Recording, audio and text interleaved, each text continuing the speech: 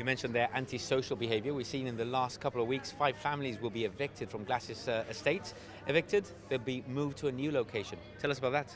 Well, not necessarily. They may simply be evicted. I mean, if you are failing to keep to the obligations set out in your tenancy agreement, the government, as landlord, has the power to evict you and has not necessarily an obligation to then rehouse you. We will try to rehouse. We will try to ensure that wherever we rehouse people, they do not cause the same problem than they are causing in the place where they have been housed, or we may simply have to say that we're very sorry, but there is a breach of the obligation in the tenancy agreement to behave in a way which doesn't affect the peaceful enjoyment of others, and there may not be the ability to rehouse those people, although of course we will always try and do so. Big move there, bold move as well. I think it's the first time in my living memory that we've seen a government do that. We've seen government relocate. It's been the first time the word eviction has been used. People in housing estates, government housing estates, normally can't afford perhaps to buy their own property. So if you're not obliged to provide them alternative accommodation, wouldn't that leave a bigger problem as well? So we have not just started this process of eviction now. We've done it before. We've done it in the time that I've been in government on a number of occasions. But the tenancy agreement that is entered into between the landlord, in this case the government, and the tenant contains obligations in both directions. And those obligations must be enforceable. And in the context of the obligations that the tenant owes to the landlord is the recipient of the obligation from the tenant, which is designed to ensure that everybody else who lives in the area is able to live in a peaceful way.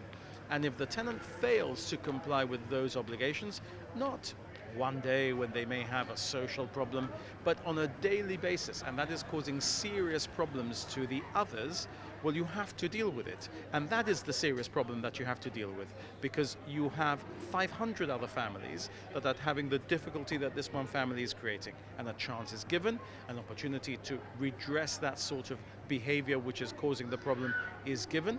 But if it isn't fixed, well, look, we represent the majority. We represent the majority, and the majority of the people in Gibraltar enjoy their properties peacefully.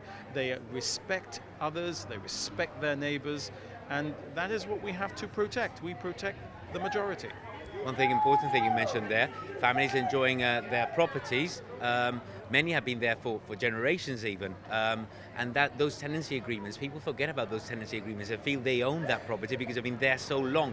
So historically, we see many breaches of those tenancy agreements. Are we going to see a government that's going to take more action against people who do breach tenancy agreements, and not just in respect to antisocial behaviour? Well, you've seen it. You've seen it not just in these 5 cases, as you say. You've actually seen it in many other cases which have not made the headlines for whatever reasons. And let me just tell you that this doesn't just affect people who are government tenants. Even if you own your home, even if you bought your home, your lease also provides for that, and there are obligations that have to be enforced. Look, we are all very happy of saying that we live in a country that is governed by the rule of law. The rule of law provides that you also have to keep to your obligations under your agreements, and there are ways of enforcing those agreements, which is not through the criminal law, it's through the civil law, and the government will use the obligations that it has to protect the majority in a way that is designed to ensure that we can live in community. This nation of ours is strong, and it is what it is in prosperity because we have known how to live in community. We're very proud of our community. We love the fact that Gibraltar is a strong community that comes together to support those who need charity, etc. Well, look, that comes from knowing how to live in community and knowing how to live together without causing a misery for your neighbours in the way that you behave on a day-to-day basis. Mr. Picardia, government has invested a lot in refurbishing, upgrading and renovating government estates. We also receive many reports, regular reports from residents of the different estates. There's a deterioration. People are also not contributing because they're not living in community. It's a few that make life difficult for the rest. The big issue there is always policing it. CCTV in government estates, are they being used? Are they not? Is that something that you're planning to enact? People talk about dummy CCTV and perhaps they're not being used or utilised. Well, that's wrong. There is CCTV in estates. It is used in appropriate cases. The CCTV that we have is principally designed to deal with environmental factors like littering. We use it and we obtain convictions. We are looking at the possibility of rolling out other systems of CCTV. But frankly, I'm sorry to say that that is not the sort of community I want to live in. I don't want to live in a community where we have to have a policeman in every corner or a camera in every corner. I want to live in a community where people have the civic pride not to cause a problem for each other, not to litter, not to graffiti. We're doing a lot of work now to maintain the refurbishment that we carried out. The refurbishment that we carried out cost in excess of £90 million. And it's soul destroying to see people take a felt tip to write something rude and disgusting on it, which just makes everybody's life not as good as it was before, leaving rubbish around. We are going to enforce these things if people are not able to police themselves, and we're going to do it for the vast majority who do want to take the benefit of the £90+ million we've invested in the refurbishment, for the people who do look after when they put their rubbish out and where they put their rubbish to ensure it doesn't cause a problem for the majority, because that's what you pay me to do. You pay me to ensure that these systems are working. And of course I'm busy dealing with matters outside of Gibraltar, and I've been busy dealing with something huge called the pandemic.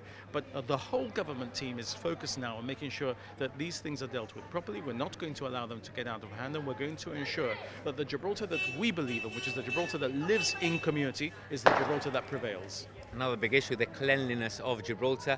Particularly we hear from estates, they don't believe the estates are being flushed or cleaned thoroughly often enough. I've seen you walking around with the different entities and agencies that help run the estates, noticing stains on the ground and a number of those instances. How would you tackle that? I mean, Britannia, we do realise it had issues with resources initially, and then there was a water problem. No, there's no issues with resources. Water's back to normal. Let's be clear. The issue of water affected the whole of Gibraltar, not just Britannia. It affected all of us. But we've got to understand that there are two types of issues here. I'm concerned about the level of cleanliness, and there are issues I'm taking up directly with Britannia, as you've seen during the course of today and in other estates. I'm also concerned that Britannia Clean, and less than 24 hours later, there are new stains to be cleaned, etc. And we cannot be cleaning every day to a level of a deep clean in different areas. This area where we are standing at the moment, I have the photographs from literally yesterday when it was deeply cleaned, and yet today we have new stains. And look, you might be walking home with your shopping and something drops and it's not an intention to create a problem. Of course, we all have those sorts of accidents. But we also have to be careful where we allow our dogs to pee, what we do when our dogs do all of their business in a particular area. As responsible dog owners, people have to act in a particular way.